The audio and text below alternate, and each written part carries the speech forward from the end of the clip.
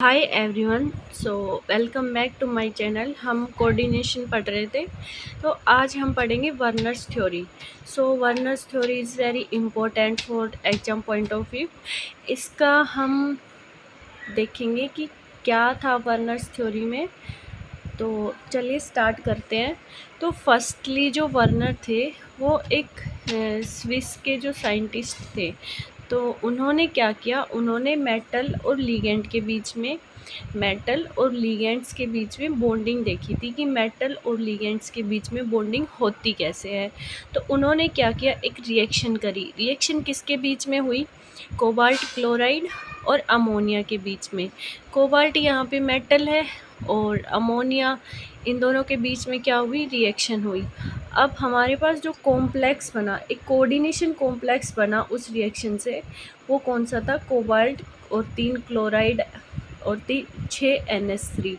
तो इस coordination complex के बीच में मेटल, ये हमारा कोबाल्ट मेटल है और ये क्या है, लीगेंड्स है। तो इनके बीच में उन्होंने क्या देखा कि ये कैसे बॉन्डेड है, ये जो NH3 है और Cl है, ये कैसे बॉन्डेड है इस मेटल से। उस बॉन्डिंग को देखने के लिए उन्होंने क्या किया, फिर एक एक्सपेरिमेंट किया। एक्सपेरिमेंट में उन्होंने क्या किया, इस जो कॉम्प्लेक्स कंपाउंड, जो कोऑर्डिनेशन कंपाउंड था, उसकी उन्होंने सिल्वर नाइट्रेट के साथ रिएक्शन करवाई। रिएक्शन करवाने के बाद उन्हें क्या मिला, 3 मोल ऑफ AgCl।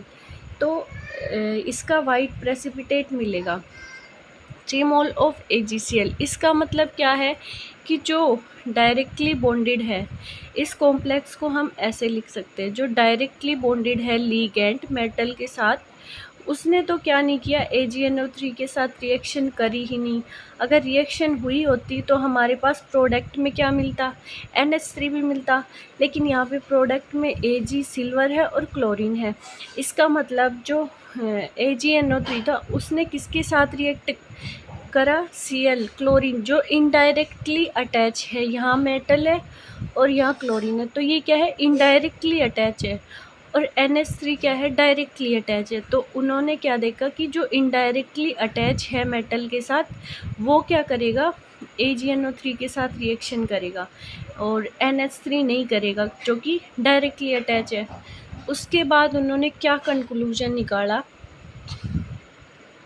कि 2 टाइप के बॉन्ड बने सेंट्रल मेटल एटम के साथ। एक डायरेक्ट बॉन्ड, जो कौन बना रहा था, अमोनिया, और ये किसके साथ रिएक्ट नहीं कर रहा था, AgNO3 के साथ ये रिएक्ट नहीं कर रहा था।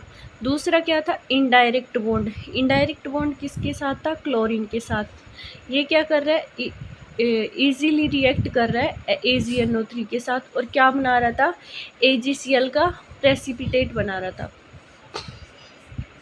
नेक्स्ट जो हमारा डायरेक्ट बॉन्ड बना रहा था मेटल लीगेंड के साथ, NH3 के साथ, उसको हम क्या बोलेंगे। फिर इससे कंक्लूजन ये निकला कि जो डायरेक्ट बॉन्ड बना रहा था मेटल के साथ, उसको हम बोलेंगे सेकेंडरी वैलेंसी, और जो इनडायरेक्ट बॉन्ड बना रहा था उसको हम बोलेंगे प्राइमरी वैलेंसी। तो 2 टाइप की वैलेंसी हमारे पास आई उस कंक्लूजन से, कि एक सेकेंडरी वैलेंसी जो डायरेक्टली बॉन्डेड है और एक प्राइमरी वैलेंसी जो इनडायरेक्टली बॉन्डेड है।